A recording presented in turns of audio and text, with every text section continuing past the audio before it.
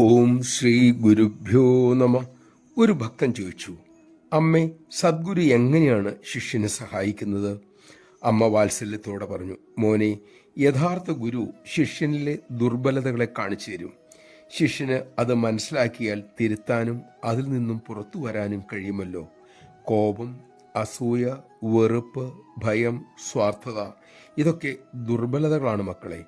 ഈ ദുർബലതകളുടെ എല്ലാം മൂലകാരണം അഹന്തയുമാണ്. ദുർബലതയും പരിമിതിയുമുള്ള മനസ്സിൻ്റെ പേരാണ് അഹങ്കാരം. ഗുരു ആ അഹന്തയെ ശിഷ്യന് കാണിച്ചു കൊടുക്കുന്നു. അതിൽ നിന്നും പുറത്തു വരാൻ ശിഷ്യനെ സഹായിക്കുന്നു.